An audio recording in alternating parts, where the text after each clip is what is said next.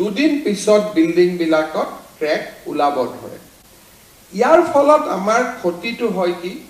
যে এটা ৰাস্তা নিৰ্মাণ কৰোতে আজিকালি 1 কিলোমিটাৰ ৰাস্তা বনাওতে প্ৰায় 1.5 কোটি টকা লাগে আৰু যিমানে ৰাস্তাৰ বনোৱাৰ মূল্য বাঢ়ি গৈছে সিমানে নতুন ৰাস্তা বনোৱাৰ ক্ষমতাটো আমাৰ সীমিত হৈ আহি আছে কাৰণ এটা ৰাস্তা যদি বনাব 1.5 কোটি টকা লাগে তেতিয়ালে 100 কোটি টকা খৰচ কৰিও আমি 100 কিলোমিটাৰ ৰাস্তা বনাব নোৱাৰো ফলত বহুতো গাঁৱৰ মানুহে চহৰৰ মানুহে পকি ৰাস্তাটাৰ পৰা বঞ্চিত হৈ থাকিব লাগে আৰু ভূতৰ ওপৰত দান পৰা দি যদি এবছৰতে সেই ৰাস্তাটো আমি ৰিপেয়াৰিঙত যাব লাগে তেতিয়াহলে আৰু টকা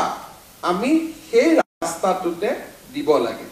আজি আপোনালোকে চালে দেখা পাব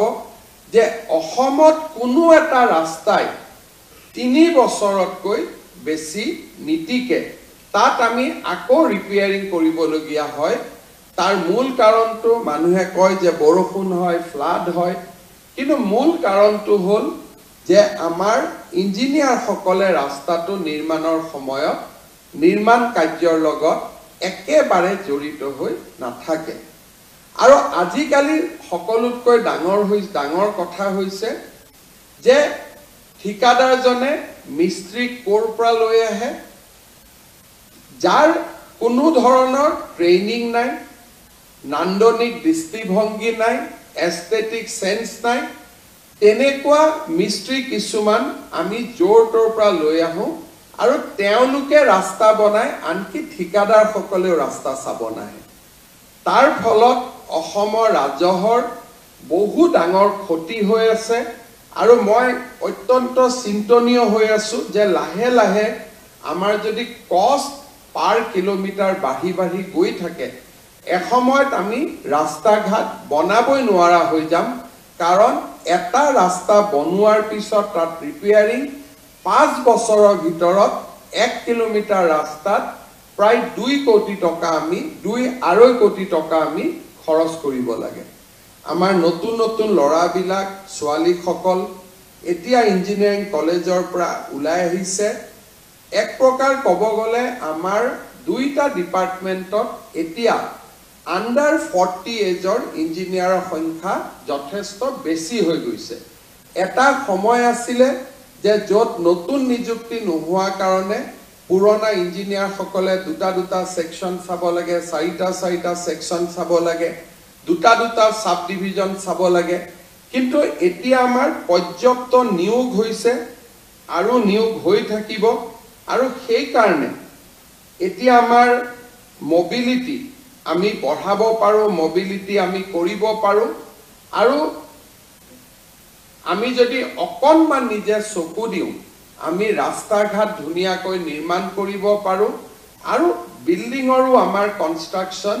বহুখিনি আমাৰ ডেভেলপমেন্ট হ'ব পাৰে আগতে আমি যিমান কাম কৰিব নাপাইছিলো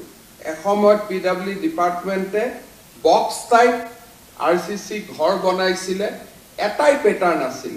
কিন্তু এতিয়া আৰ্কিটেক্ট আদি নতুনকৈ অহা কাৰণে আমাৰ সৰকাৰি ঘৰবিলাকো ধুনিয়া হৈছে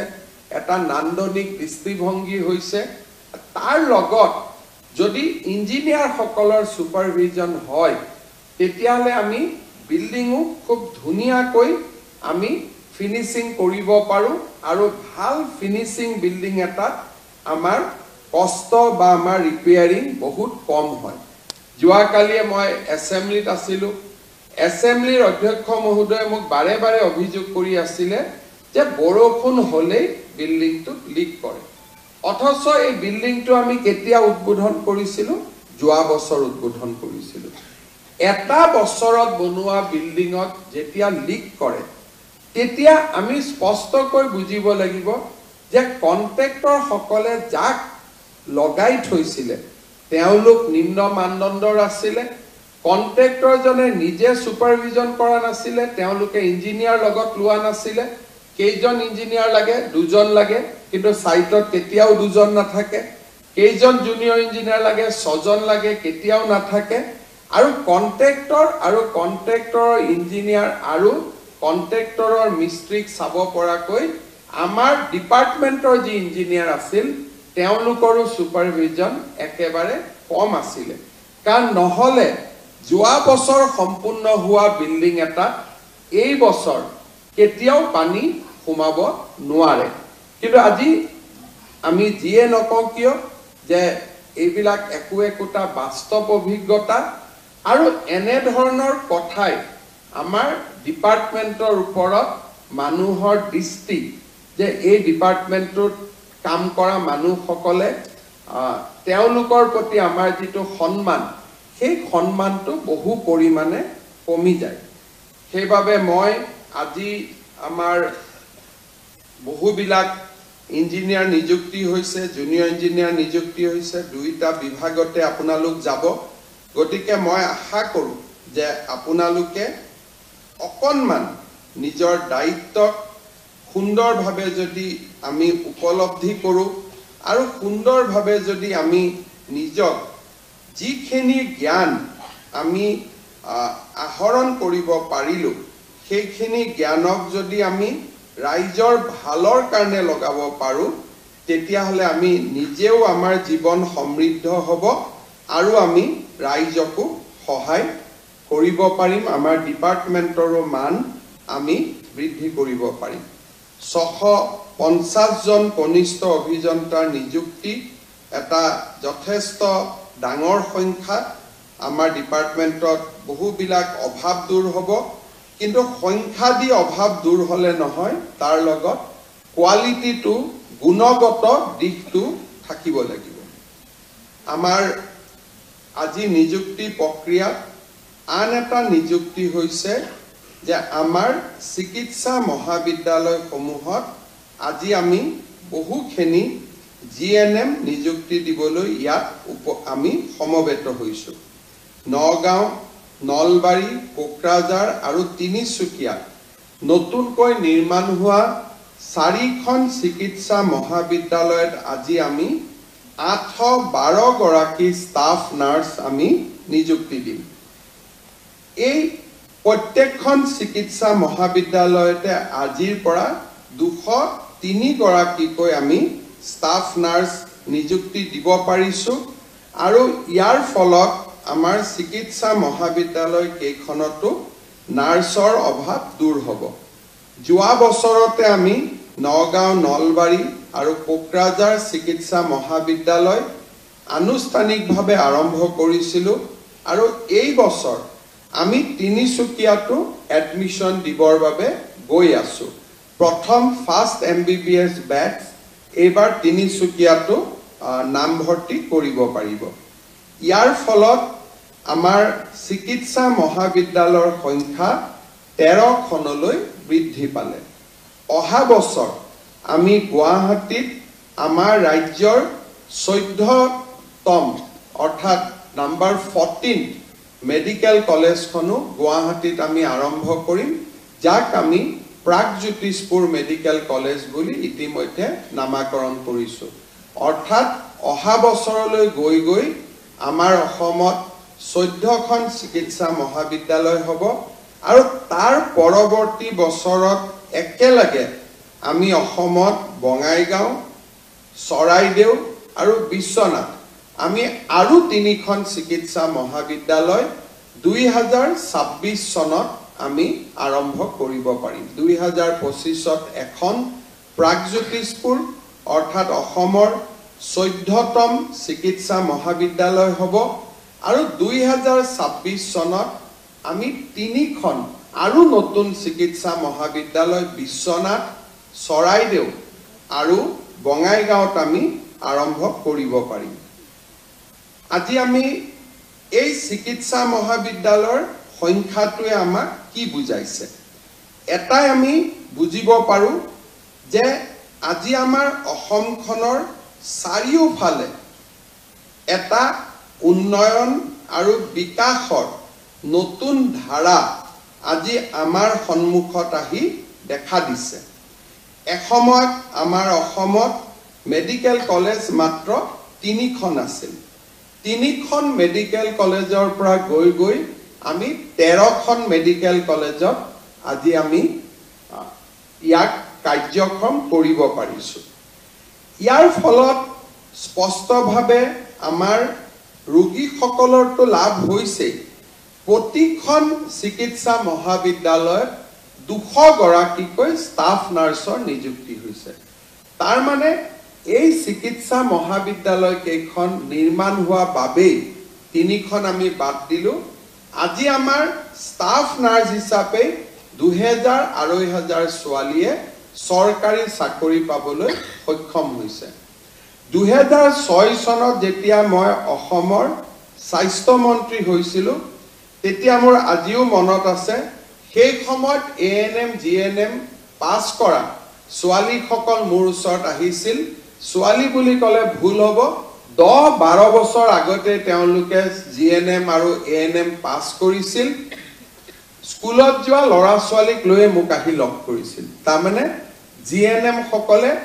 চাকৰি নাপাইছিল এএনএম সকলে চাকৰি নাপাইছিল 2008 চনত আমি প্ৰথম নেশ্যনেল হেল্থ মিছনত 1000 নাৰ্ছৰ নিযুক্তিৰে আমি এটা নাৰ্ছৰ পৰ্যায় আৰম্ভ কৰিছিলো তাৰ পিছত আজি এনএইচএম আৰু চৰকাৰ এই দুইটা মিলি আমি অতি কমেও 8ৰ পৰা 10000 ছোৱালীক আমি আজি নিযুক্তি দিছো আৰু চৰকাৰী স্বাস্থ্য সেৱা যিমানে আগবাঢ়ি গৈছে হিমানে বেচৰকাৰী খণ্ডটো বিভিন্ন নাৰ্ছিং হোম সৃষ্টি হৈছে তাৰ ফলত আমাৰ ছোৱালী সকলে আজি চৰকাৰী চাকৰি পাবলৈ সক্ষম হৈছে বেচৰকাৰী চাকৰি পাবলৈ সক্ষম হৈছে অসমত সেই সময়ত 7-8খন জিএনএম স্কুল আছিল আজি আটাইতকৈ বেছি যদি কোনোবা আমাৰ ওচৰত আহে নৰ্মেল কলেজ বনাবৰ কাৰণে নাহে জিএনএম নাৰ্ছিং স্কুল বনাবৰ কাৰণে আমাৰ ওচৰত আটাইতকৈ বেছি আবেদন থাকে তাৰ মানে জুৱা 2006-7 চনৰ পৰা 3খন মেডিকেল কলেজ 14 চনৰ পিছত 6খন মেডিকেল কলেজ আজি আমাৰ যি ধৰণে চিকিৎসা খণ্ডটোত এটা নৱজাগৰণ সৃষ্টি হৈছে সেই নৱজাগৰণৰ ফলত অকল যে ৰোগীসকলে উপকৃত হৈছে তেনে নহয় এটা ডাঙৰ মানৱ সম্পদৰো নিযুক্তি ইয়াত সম্ভৱ হৈছে মই আজি যিসকল জিএনএম আমাৰ ষ্টাফ নাৰ্ছ হিচাপে মেডিকেল কলেজ সমূহলৈ যাব তেখেতসকলকো মই এটা অনুৰোধ কৰিম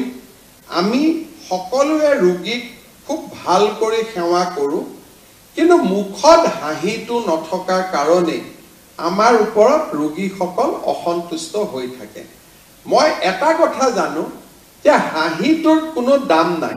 হাঁহিটো আমি এনেই মাৰি থাকিব পাৰো না হাঁহিৰ দাম আছে নেকি কিবা কোনোটো হাঁহি মাৰিলেতো ঘৰৰ টকা পইচাও খৰচ নহয়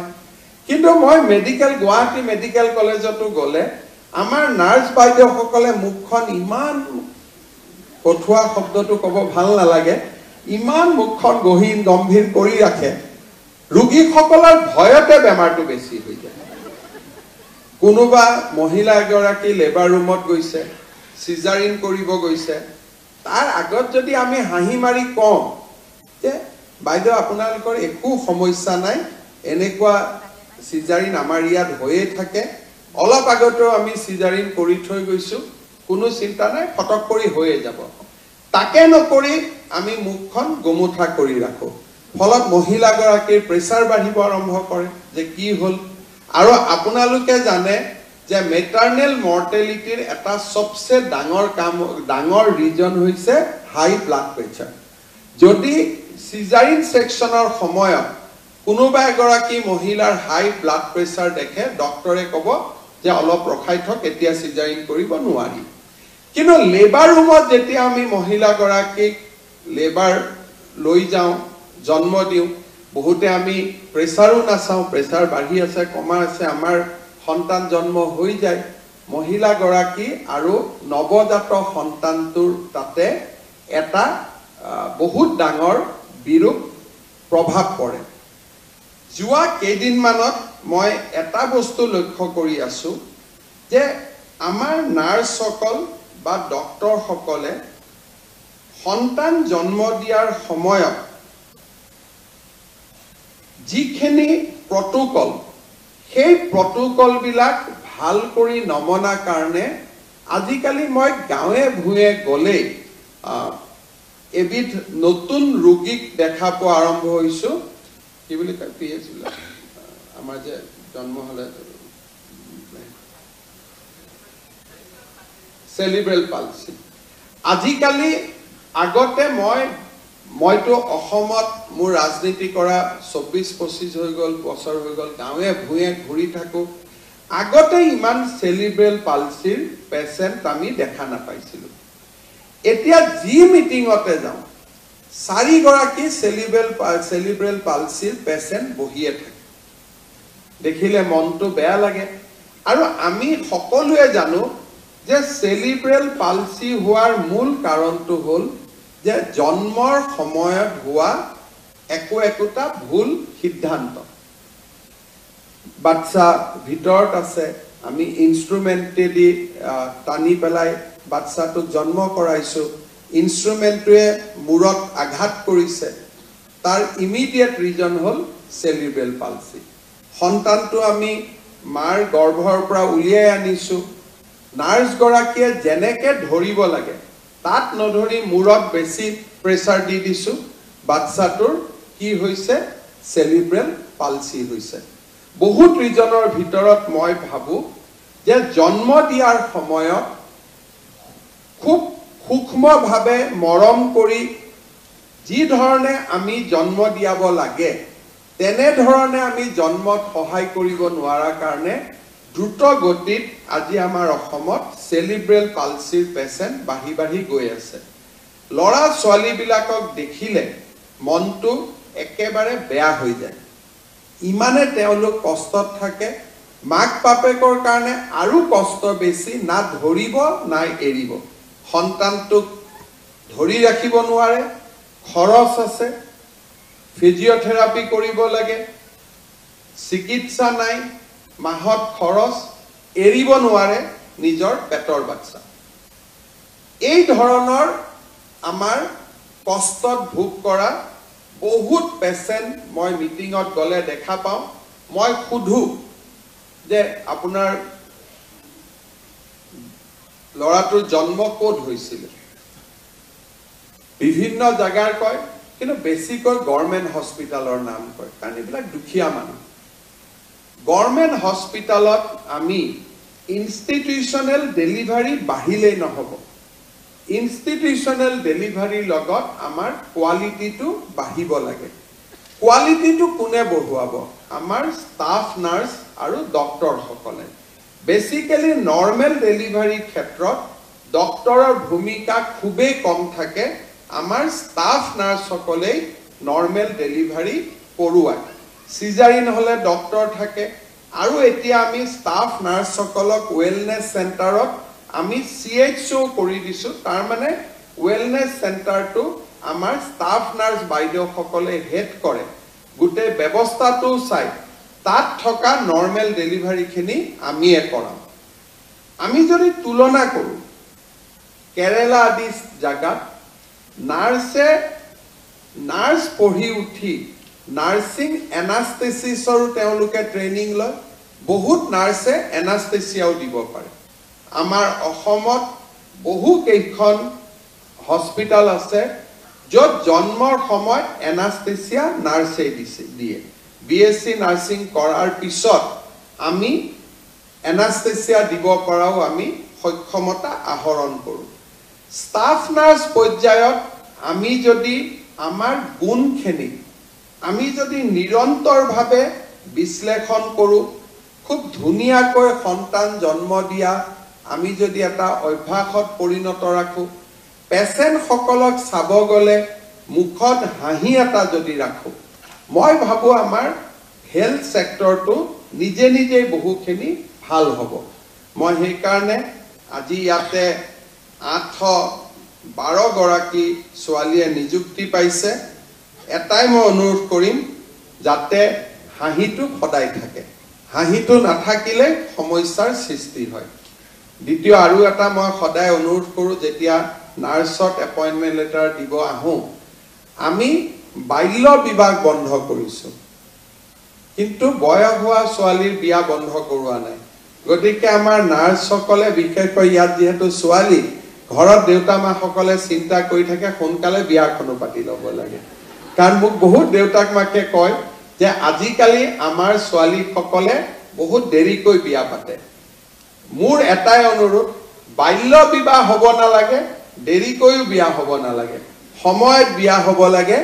আৰু সময়ত বিয়া হৈ সময়ত সন্তান জন্ম দিলেও মেটাৰনেল মৰ্টেলিটি বহু গুণে কমি যায় মই যিখিনি কথা কৈ আছো বিজ্ঞানৰ দৃষ্টিভংগীৰ পৰা কৈ আছো আমাৰ মেটাৰনেল মৰ্টেলিটি ৰোধ কৰাৰো আন এটা ডাঙৰ বিষয় হৈছে উপযুক্ত সময়ত বিয়া আজি এই প্ৰসংগটো মই কিয় উল্লেখ কৰিছো যে আপোনালোক কিছুমানে এনেকুৱা মেডিকেল কলেজত যাব য'ত 16-17 বছৰতো কিছুমান ছোৱালী দেখিব যোনে সন্তান জন্ম দিব আহে ডক্টৰ বিলাক পুৰুষ হলে কথা পাতিব নোৱাৰি মহিলা হলেও ডক্টৰৰ ইটোৰ পিছত ইটো কাম থাকে আপোনালোকে মহিলাসকলৰ লগত কিছু সময় খৰচ কৰিব পাৰে আমাৰ এটা ডাঙৰ কথা হ'ল যে আমি সদায় আমাৰ কন্যা সন্তানসকলক বুজাব লাগে যে সঠিক সময়ত আমি যাতে সন্তান জন্ম দিওঁ অসমত বাল্য বিবাহৰ কাৰণে আমাৰ মেটাৰনেল মৰ্টেলিটি বহু গুণে বেছি আছিল যোৱা 4-3টা বছৰত আমি বাল্য বিবাহৰ বিৰুদ্ধে যথেষ্টখিনি যুঁজ কৰিছো আৰু লাহে লাহে অসমত বাল্য বিবাহ কমিছে কিন্তু আইনৰ ভয়ত যিটো কমে সেইটো এজন ব্যক্তি এখন আসনৰ পৰা আঁতৰি যোৱাৰ পিছত সি তেনেকুৱা ধৰণৰ কথা নোহোৱাও হৈ যায় মোৰ নিজৰ মনত আছে মই যেতিয়া হেলথ মিনিষ্টাৰ আছিলো মাজত 2014-15-16 মই মন্ত্ৰী দায়িত্বত নাছিলো 17-16 চনত যেতিয়া মই স্বাস্থ্য মন্ত্ৰী হওঁ নতুনকৈ তেতিয়া মই দেখা পাওঁ যে মোৰ দিনত যিমান বিলাক ভাল কাম আৰম্ভ হৈছিল তাৰ 90% কাম 2 বছৰত নোহোৱা হৈ গৈছিল এটা ডাঙৰ কাম আছিল স্বচ্ছ নিযুক্তি কিন্তু সেই সময়ত আনকি নাৰ্ছৰ নিযুক্তিটো মানুহে টকা পইচাৰ ঘটনা কৰিবলগীয়া হৈছিল স্বচ্ছতা এক প্ৰকাৰ নোহোৱা হৈ গৈছিল আজি মই পুলিচ চিআৰপি লগাই যদি কবাত বাল্য বিবাহ বন্ধ কৰিছো যিদিনাখন আমিবোৰ নাথাকিম সিদিনাখন মানুহ আকৌ বেক টু স্কোয়াৰ হৈ যাব য'ত আছিল তালৈকে ঘূৰি আহিব কিন্তু মানুহৰ মন মগজুত আমি যদি এবাৰ সুমুৱাই দিব পাৰো যে বাল্য বিবাহ এটা ভুল কথা যদি মানুহৰ সাইকোলজিটি সুমাই যায় তেতিয়া কি জেনাৰেশন টু জেনাৰেশন হি থাকি যায় আজিৰ জেনাৰেশনে আজি যদি ছোৱালীজনীয়ে ভুলতে সন্তান জন্ম দিলেও দ্বিতীয়টো সন্তান জন্ম দিওতে তেখেতে বহুতবাৰ চিন্তা কৰিব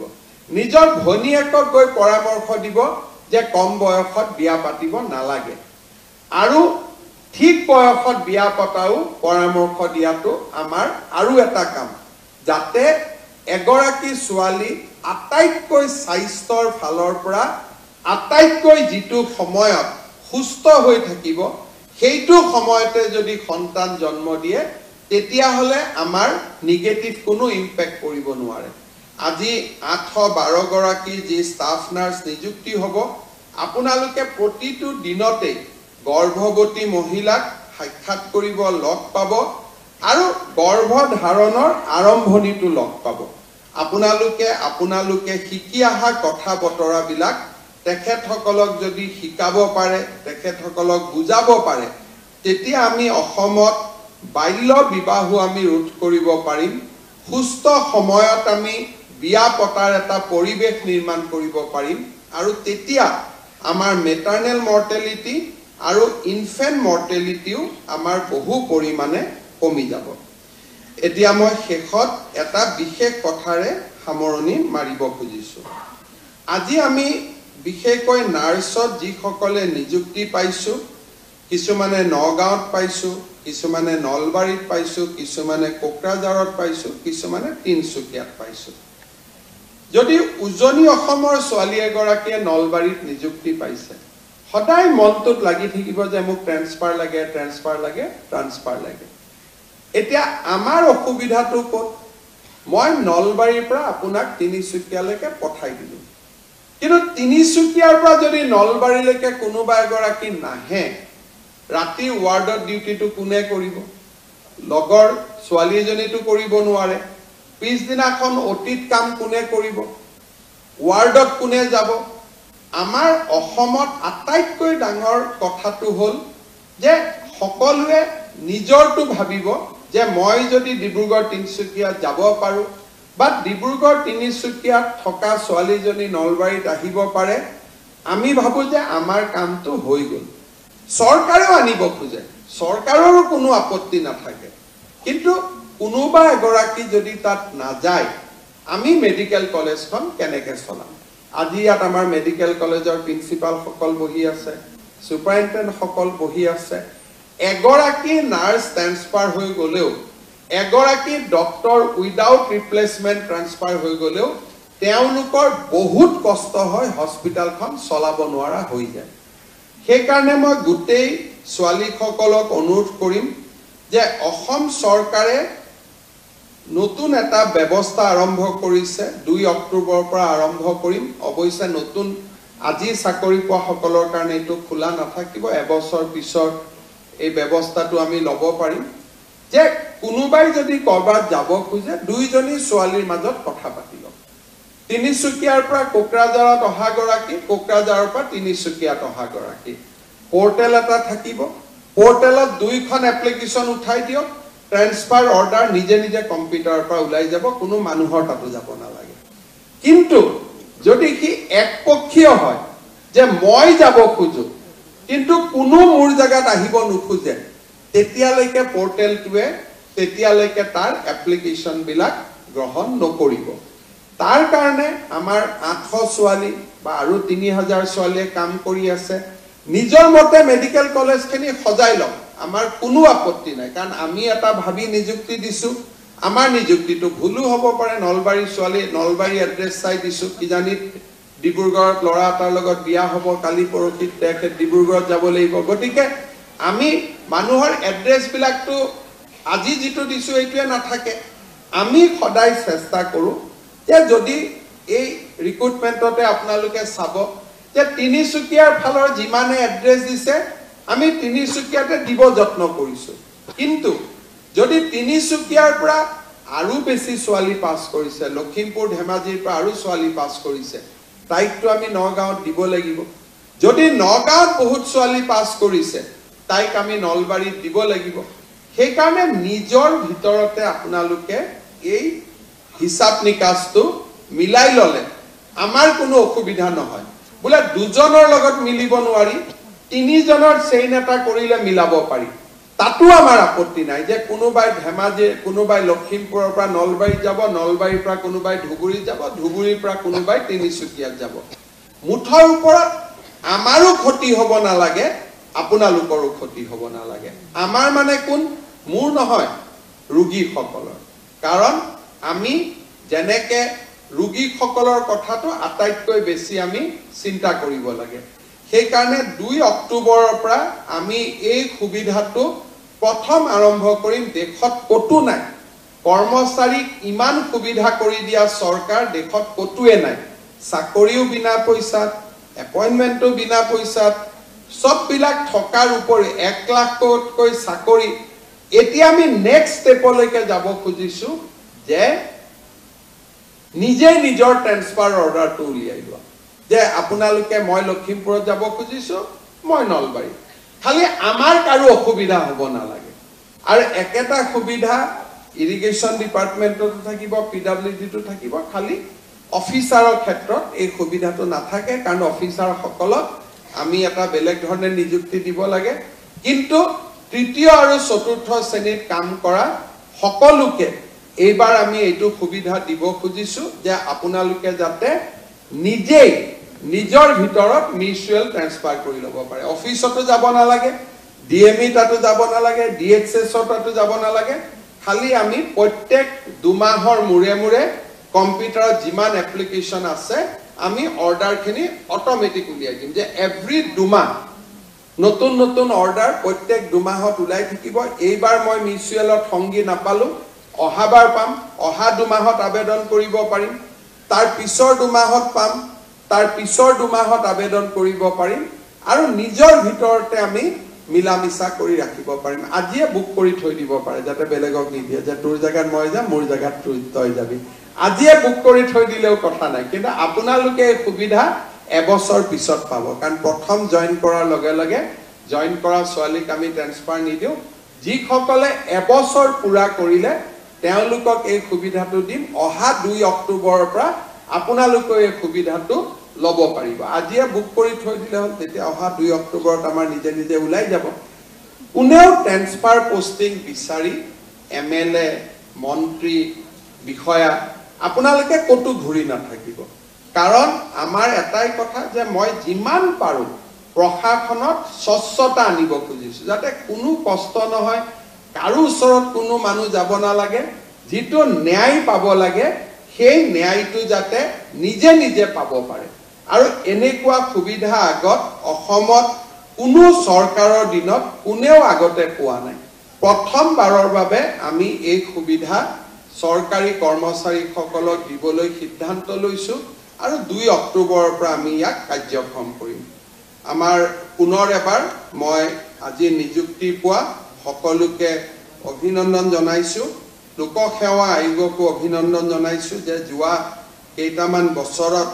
যথেষ্ট নিযুক্তি হ'ব পাৰিছে মোৰ কাৰণেও আজি দিনটো খুব গুৰুত্বপূৰ্ণ কাৰণ যিটোৱে নেক্সট এপইন্টমেন্ট দিম তেতিয়ালৈকে 1 লাখ হৈ যাব অৰ্থাৎ আজি আমি 99,097 তাত ভৰি দিছো আৰু 3টা দিলে 1 লাখ হৈ যাব আৰু 40-50 হাজাৰ নিযুক্তি অহা বছৰৰ ভিতৰত আমি কৰিবৰ কাৰণে গৈ আছো কিছুমান কাম যিবিলাক কাম আমাৰ ৰাজ্যখনত আগতে কেতিয়াও হোৱা নাছিল তেনেকুৱা কামবিলাক হোৱাটো আমাৰ বাবে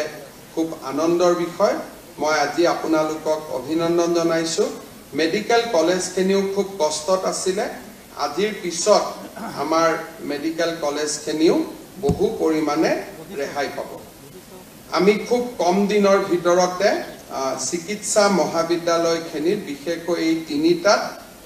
কাৰিকৰীত 422টা পদ আছে চতুৰ্থ শ্ৰেণীত 657টা আছে আৰু তৃতীয় শ্ৰেণীত 320টা আছে আমাৰ 4খন মেডিকেল কলেজে এই পোষ্টখিনি নোহোৱাৰ কাৰণে কষ্ট খাই আছে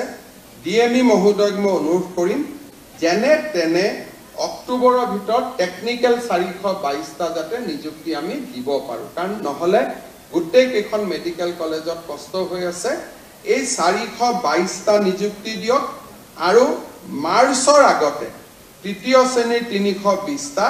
আৰু চতুৰ্থ শ্ৰেণীৰ 657টা নিযুক্তি দিয়ক যাতে আমাৰ 4খন মেডিকেল কলেজৰ প্ৰিন্সিপাল সকলে কিছু সকাহ লাভ কৰিব পাৰে নহলে তেওঁলোকৰ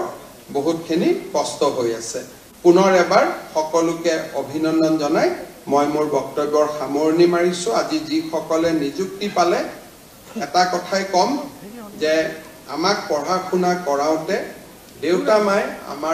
আমাৰ কাৰণে বহুত কষ্ট কৰিছে সেই কাৰণে সকলোৱে যাতে দেউতা মাক আমি যেনে তেনে চাও এতিয়া দেউতা মাৰ কথা উলাওতে মই নতুন এটা কথা ক'ব খুজিছো ইমান দিনে আমাৰ চৰকাৰৰ যেতিয়া কোনোবা এজন কৰ্মচাৰী মৃত্যু হয় গুটে কম্পেনচনেট যেটো টকা অকল ঘৈণীয়েক গৰাকীয়ে পাইছিল এতিয়া আমি নতুনকৈ এটা ব্যৱস্থা কৰিব খুজিছো যে 20% বৃদ্ধ দেউতাক মাকে পাব 80% হে ঘৈণীয়েক গৰাকীয়ে পাব কাৰণ নহলে কেতিয়াবা মই দুখো দিব নোৱাৰো বহুত যুৱক যুৱতী ডেকা বয়সতে কেতিয়াবা এক্সিডেন্ট আদিত মৃত্যু হয় স্বাভাৱিকভাৱে ঘৈণীয়েক গৰাকীয়ে কৰবাত বিবাহ পাশত আবদ্ধ হয় এটো কোনো বেয়া কথা নহয় আমি তাক ভাল বুলিয়ে কম কিন্তু যেতিয়া ছোৱালীজনী বেলেগ এটা পৰিয়ালত গুছি যায় বৃদ্ধ দেউতাক মাকৰ মৃত ল'ৰাজনৰ দেউতাক মাকৰ খুব কষ্ট হয়। আমি অসম চৰকাৰত কি কৰোঁ, কম্পেশ্যনেট এপইণ্টমেণ্ট আমি বন্ধ কৰিছোঁ, কিন্তু এজন ব্যক্তিৰ চাকৰিৰ সময়ত মৃত্যু হ'লে চাকৰি থকা কালছোৱালৈকে আমি গোটেই দৰমহা দি থাকোঁ, কিন্তু দৰমহাটো কাক দিওঁ, ঘৈণীয়েকগৰাকীক দিওঁ। এইবাৰৰ পৰা আমি নিয়ম কৰিছোঁ যে 80% দৰমহা আমি ঘৈণীয়েকগৰাকীক দিম আৰু 20% দৰমহা আমি দেউতাক মাকক আমি দিম, যাতে খুব ধুনীয়াকৈ দেউতাক মাকেও এটা ভাল জীৱন লৈ থাকিব পাৰে আৰু ছোৱালীগৰাকীৰো যাতে মংগল হয়। এই কথাখিনি মই উল্লেখ কৰাৰ মূল কাৰণটোৱে হ'ল এইটো যে আমি খুব আমাৰ জীৱনত খুব সংবেদনা থাকিব লাগে, আমি সেন্সিটিভ হ'ব লাগে। দেউতা মাই আমাক পঢ়ুৱাই কষ্ট কৰি ইমানখিনি ডাঙৰ কৰিলে। কেতিয়াবা আমি ল'ৰাসকলে যেতিয়া বিয়া বাৰু কৰোঁ, ল'ৰা ছোৱালীক স্কুলত পঢ়াবলগীয়া হয়, সমস্যাত আমি চবেই থাকোঁ, দেউতা মাৰ কথা পাহৰি যাওঁ। এইটো যাতে আমি অকণমান নিজক সদায় টিপি থাকোঁ আঙুলি দি, যে মোৰ দেউতা মাৰ প্ৰতি মোৰ দায়িত্বটো পালন কৰিছোঁ নে নাই। আৰু আমি সকলো ল'ৰাই যদি নিজৰ দেউতা মাৰ প্ৰতি দায়িত্ব পালন কৰোঁ, কোনো দেউতাক মাকে বৃদ্ধাশ্ৰমত থাকিব নালাগে। আজি আমি আমাৰ দায়িত্ব পালন নকৰোঁ কাৰণে দেউতা মা বৃদ্ধাশ্ৰমত থাকিব লাগে।